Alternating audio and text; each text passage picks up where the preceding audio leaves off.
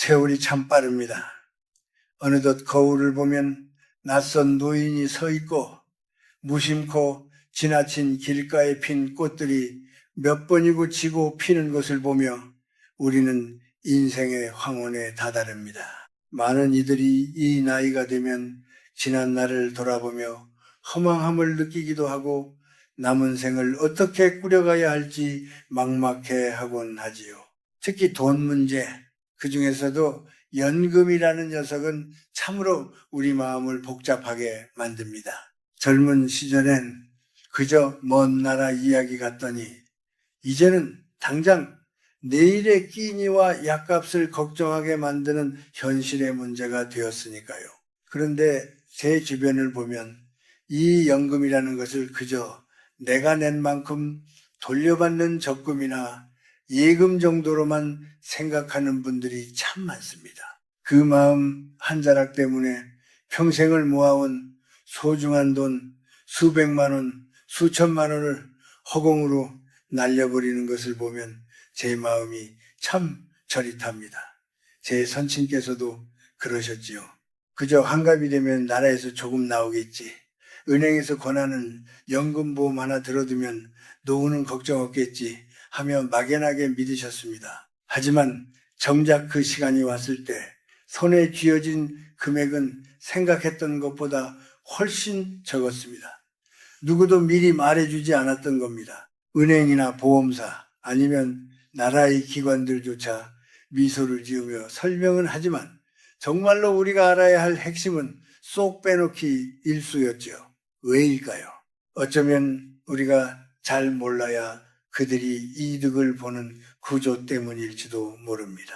그래서 오늘은 제가 살아오며 깨달은 것들 그리고 공부하며 알게 된 연금에 대한 3가지 중요한 이야기를 들려드리려 합니다. 국민연금에 대한 흔한 오해부터 사적 연금이 가진 교묘한 함정 그리고 언제 받느냐에 따라 내 노후의 색깔이 어떻게 달라지는지 말이지요. 특히 내가 세상을 떠난 뒤에 남은 연금은 어디로 가는지 내 자식과 배우자에게 어떤 위로가 될 수 있는지에 대해서도 차분히 짚어보려 합니다. 이 이야기는 단순히 돈을 더 받는 법을 알려주는 기술이 아닙니다. 내 삶을 지탱해온 수고로움이 헛되지 않게 그 결실을 온전하게 누리는 지혜에 대한 이야기입니다. 이 긴 이야기를 끝까지 들어주신다면 연금을 바라보는 여러분의 눈이 조금은 더 맑아질 것이라 믿습니다. 모르면 잃고 알면 지키는 것이 세상 이치라지만 노후의 돈은 그저 숫자가 아니라 우리의 존엄이기 때문입니다. 자, 이제 우리가 잘못 알고 있었던 연금의 첫 번째 오해부터 천천히 풀어나가 볼까요? 사람들은 흔히 국민연금을 두고 내가 낸 돈을 그대로 돌려받는 것이라 말합니다. 내가 20년 동안 꼬박꼬박 냈으니 이제 그 돈을 내 주머니에서 꺼내 쓰듯 다시 가져오는 것이라고요. 그래서 어떤 이들은 이것을 은행 예금처럼 생각하며 내가 낸 것보다 못 받으면 어쩌나 하는 조바심에 일찍 타버리거나 추후 납부를 포기해버리곤 합니다. 하지만 여러분, 국민연금은 저축이 아닙니다. 그것은 일종의 보험이자 우리 사회가 서로의 노후를 지탱해 주기로 약속한 긴 호흡의 생존 보험입니다. 쉽게 말해 내가 오래 살수록 혜택이 커지고 짧게 살면 손해를 볼 수도 있는 구조지요. 우리가 보통 보험을 들 때는 예기치 못한 어려운 상황을 대비하기 위해 미리 돈을 내지 않습니까? 국민연금도 마찬가지입니다. 젊고 기운 있을 때 조금씩 모아두었다가 더 이상 경제활동을 할 수 없는 시기가 왔을 때 평생토록 국가가 나의 소득을 보존해주는 안전망인 셈입니다. 이 시스템의 핵심은 내가 오래 살면 살수록 보험금을 더 많이 받는 구조에 있습니다. 예를 들어 어떤 분이 60세까지 20년 동안 국민연금을 내고 65세부터 매달 85만 원씩 받는다고 가정해 봅시다. 1년이면 1, 20만 원입니다. 요새는 100세 시대라고 하지요. 만약 85세까지만 산다고 해도 20년 동안 받는 총액은 2억 원이 넘습니다.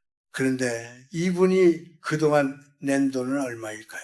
한 달에 25만 원 정도씩 20년을 냈다면 총액은 6천만 원 남짓입니다. 6천만 원을 내고 2억 원을 받는 것인데 이것이 어떻게 내가 낸 만큼만 받는 구조라고 할 수 있겠습니까? 오히려 반대로 생각해 보면 더 명확해집니다. 어떤 분은 딱 10년만 채우고 연금을 받기 시작합니다. 낸 돈은 3천만도 안 될지 모르지만 일단 자격을 갖추면 죽을 때까지 연금이 나옵니다.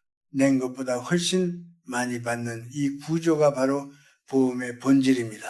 하지만 우리는 왜 자꾸 이것을 예금이라고 생각할까요? 그것은 우리가 어려서부터 낸 만큼 돌려받는 산술적인 계산에만 익숙해졌기 때문입니다. 하지만 이런 논리로 국민연금을 대하면 오히려 손해를 보는 결정을 내리기 쉽습니다. 65세까지 기다리기보다 당장 60세부터 미리 받는 것이 이득이라고 생각하는 조급함이 생기는 것이죠. 이 판단이 왜 위험한지는 뒤에서 다시 말씀드리겠지만은 중요한 것은 내 연금이 얼마가 될지 미리 들여다보는 일입니다. 국민연금공단 누리집에 가보면은 내 연금 알아보기라는 메뉴가 있습니다. 그곳에서 내가 그동안 얼마나 냈고 나중에 언제 받으면 얼마를 받을 수 있는지 꼼꼼히 확인해 보십시오. 단순히 숫자만 보는 것이 아니라 내 건강 상태와 가족력 그리고 내가 앞으로 얼마나 더 활동할 수 있을지를 함께 고민하며 전략을 세워야 합니다. 국민연금은 우리가 생각하는 것보다 훨씬 든든한 버팀목입니다. 추가 납부나 임의 가입 같은 제도를 잘 활용하면 한 달에 몇만 원 더 내는 것으로 나중에 수천만 원의 차이를 만들 수도 있습니다. 이미 60세가 넘었더라도 계속해서 더 낼 수 있는 방법도 있으니 지레 포기하지 마시길 바랍니다. 국민연금은 내가 낸 돈을 찾는 것이 아니라 내가 누려야 할 권리를 찾아가는 과정이라는 사실을 꼭 기억하셨으면 좋겠습니다. 우리는 국민연금만으로는 부족하다는 불안감에 은행이나 보험사를 찾게 됩니다.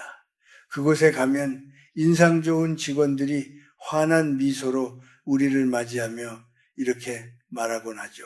요즘 세상에 연금보험 하나쯤은 다들 가지고 계셔야 노후가 든든합니다. 라고요.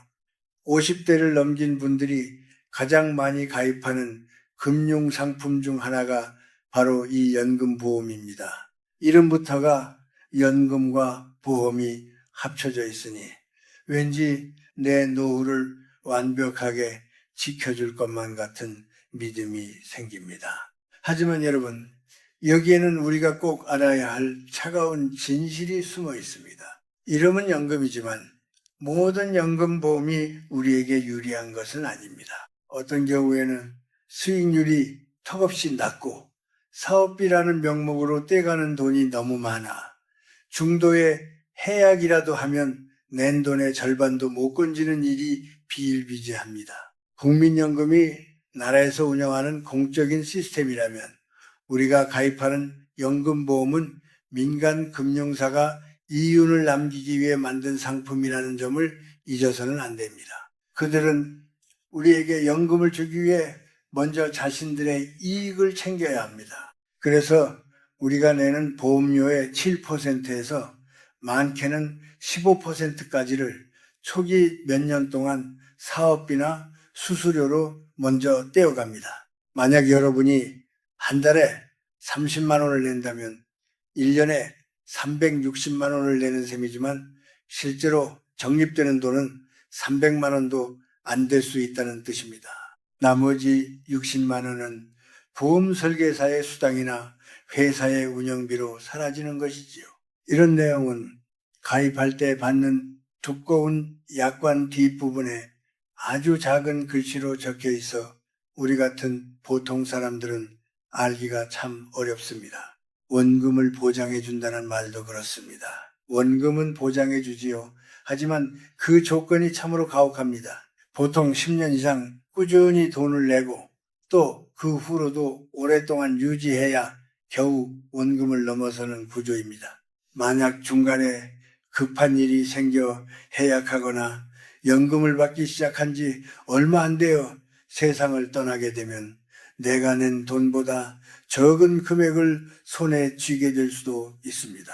특히 남성분들의 경우 평균 수명이 늘어났다고는 하지만 상품 설계 시 정해진 표준 수명보다 일찍 돌아가시게 되면 큰 손해를 보는 구조가 많습니다. 또 하나 간과하기 쉬운 것이 바로 물가 상승입니다. 연금보험은 대개 정해진 금액을 줍니다. 예를 들어 20년 동안 매달 80만 원씩 주기로 했다면 처음엔 괜찮아 보일지 모릅니다. 하지만 물가가 해마다 오르면 10년 뒤에 80만 원은 지금의 50만 원 가치밖에 안 될 수도 있습니다. 20년 뒤라면 말할 것도 없지요.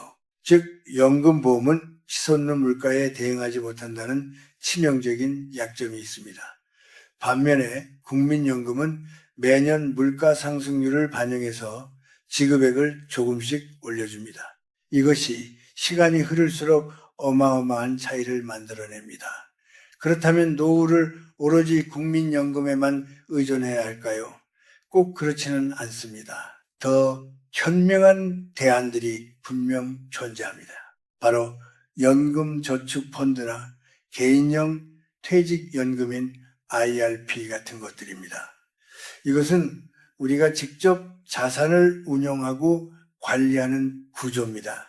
보험사 직원이 권하는 상품에 내 돈을 맡기는 것이 아니라 내가 직접 어디에 투자할지 결정하는 것이죠.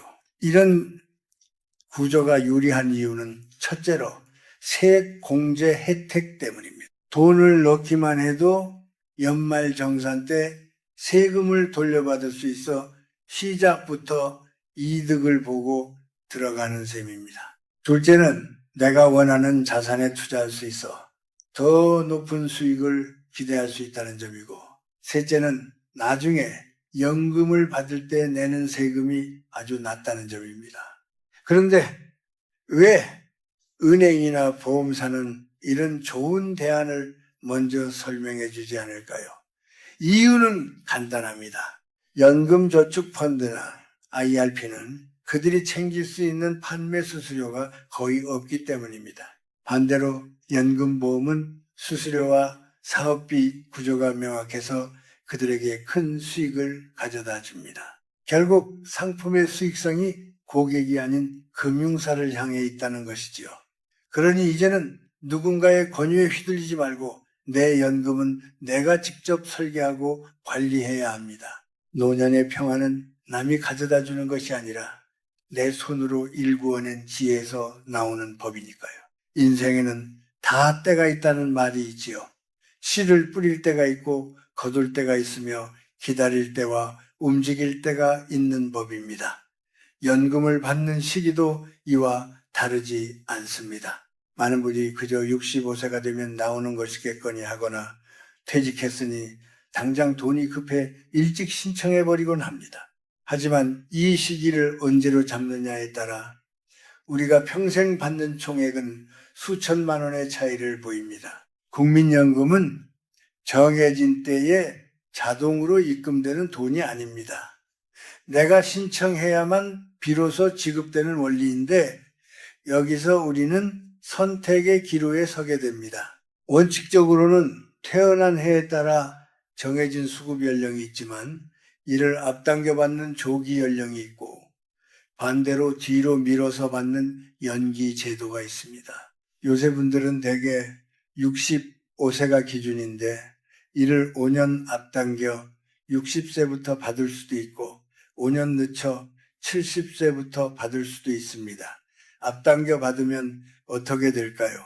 1년에 약 6%씩 최대 30%까지 삭감된 금액을 평생 받게 됩니다. 반대로 늦춰 받으면 어떻게 될까요? 1년에 7.2%씩 최대 36%가 증액된 금액을 평생 받습니다. 조금 일찍 적게 받을 것인가 아니면 조금 늦게 많이 받을 것인가의 문제입니다. 숫자로 계산해 보면 그 차이는 명확합니다. 매달 80만 원을 받을 수 있는 분이 5년을 앞당기면 평생 56만 원만 받게 됩니다. 하지만 5년을 참고 기다려 70세부터 받으면 매달 108만 원을 받게 되지요.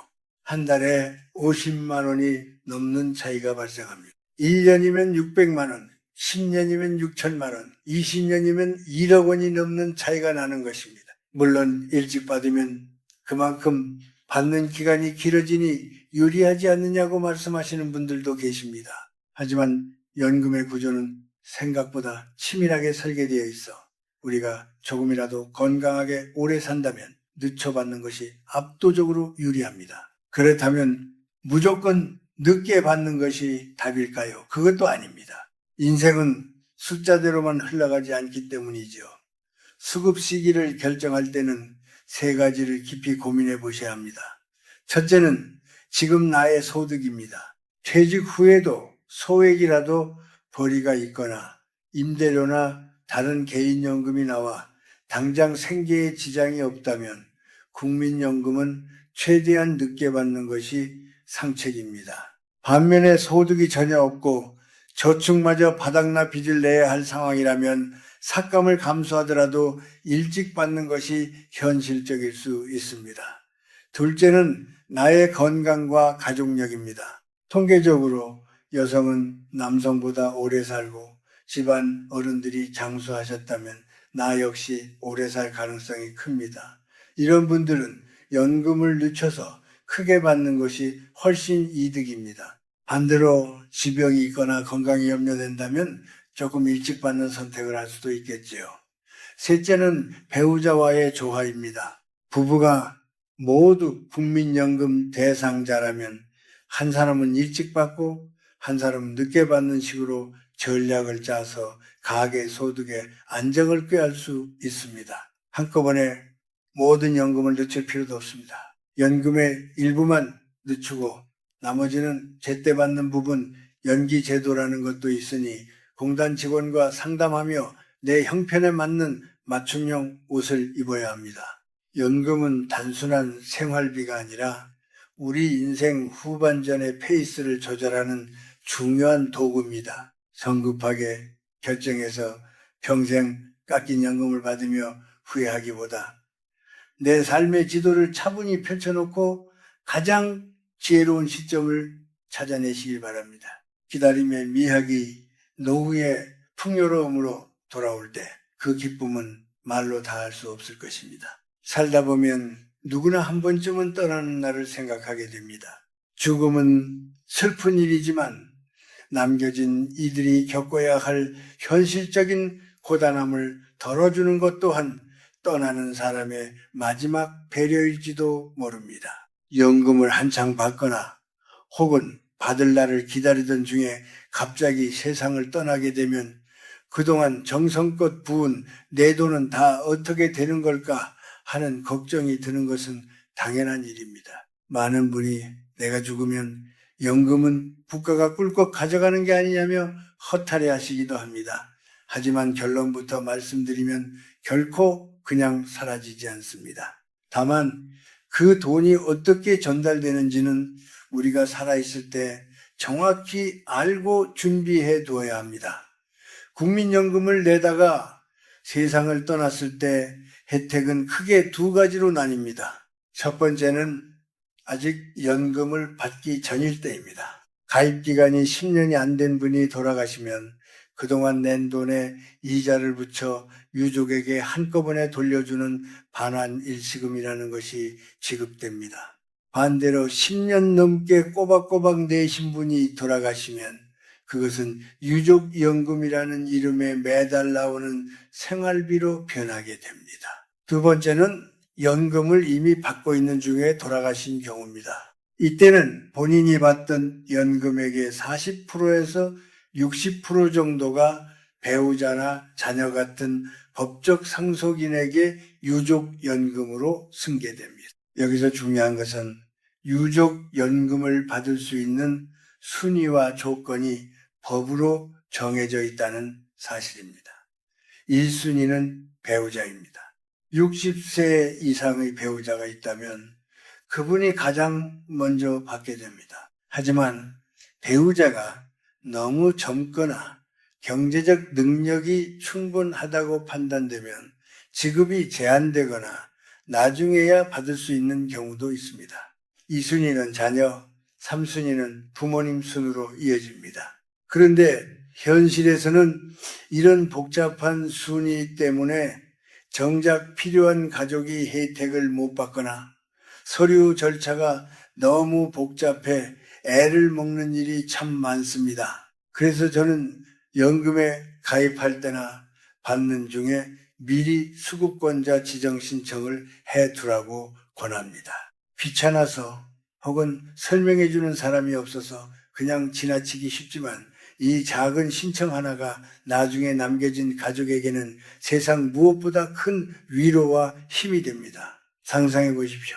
가장을 잃고 망연자실한 아내에게 국가가 매달 일정 금액을 따박따박 보내준다면 그것은 단순한 돈이 아니라 세상을 먼저 떠난 남편이 남기고 간 마지막 온기 같은 것 아니겠습니까? 물론 유족연금은 본인이 받던 금액보다는 적습니다. 대개 절반 수준이라고 생각하시면 편합니다. 하지만 그것만으로도 노년의 생계에는 큰 보탬이 됩니다. 또한 배우자가 이미 자신의 국민연금을 받고 있는 경우에는 두 연금을 모두 다 받을 수는 없고 하나를 선택하고 나머지의 일부를 받는 식으로 조정이 됩니다. 이런 세세한 규칙들을 미리 알아두어야 나중에 당황하지 않습니다. 연금은 내가 살아있을 때 누리는 행복이기도 하지만 내가 없는 세상에서 내 소중한 사람들을 지켜주는 수호천사이기도 합니다. 그러니 이제는 연금공단 누리집을 확인하거나 전화를 걸어 내 유족연금 수급권자가 누구로 되어 있는지, 내가 떠나면 내 가족이 얼마나 받을 수 있는지 꼭 한번 확인해 보시길 바랍니다. 그것이 바로 우리가 남길 수 있는 가장 품격 있는 유산 중 하나입니다. 자, 이제 기나긴 이야기에 마침표를 찍을 시간이 되었습니다. 연금이라는 것은 참으로 묘한 존재입니다. 젊을 때는 내 주머니를 털어가는 얄미운 세금 같더니 나이가 들어 기운이 빠질 때면 세상 그 누구보다 든든한 효자 노릇을 하니 말입니다. 우리가 오늘 나눈 이야기들을 다시금 마음속에 새겨봅시다. 국민연금은 내가 낸 만큼만 가져가는 적금이 아니라 우리 공동체가 서로를 위해 마련한 긴 호흡의 생존 보험이라는 사실을요, 늦게까지 살면 살수록 더 큰 축복이 되는 이 선물을 그저 숫자로만 평가하지 마셨으면 좋겠습니다. 그리고 달콤한 미소로 우리를 유혹하는 민간 보험사의 상품들 속에는 사업비라는 이름에 쓴 약이 숨어 있다는 사실도 잊지 마십시오. 화려한 광고보다는 내 눈으로 직접 수익률과 수수료를 확인하고 IRP나 연금저축처럼 내가 주인되어 관리할 수 있는 도구들을 적극적으로 활용해야 합니다. 또한 연금을 받는 시기를 결정하는 것은 내 인생의 수확 시기를 결정하는 것과 같습니다.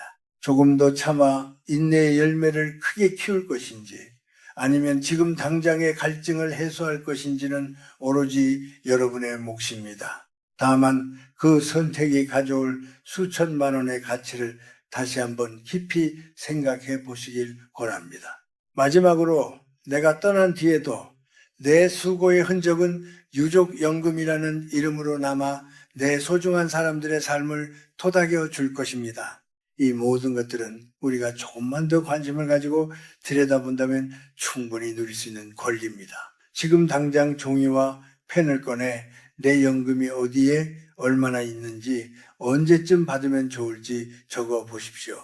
아니면 자녀들과 함께 둘러앉아 연금에 대해 허심탄회하게 이야기 나누는 시간을 가져보는 것도 좋겠습니다.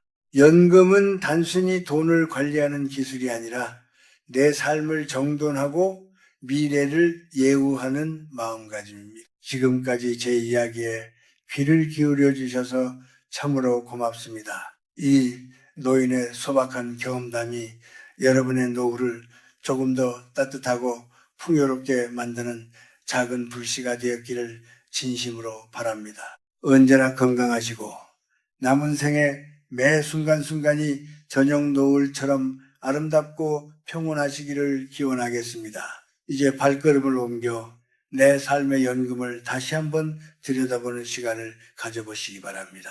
그 작은 시작이 여러분의 노후를 바꾸는 가장 큰 마법이 될 것입니다.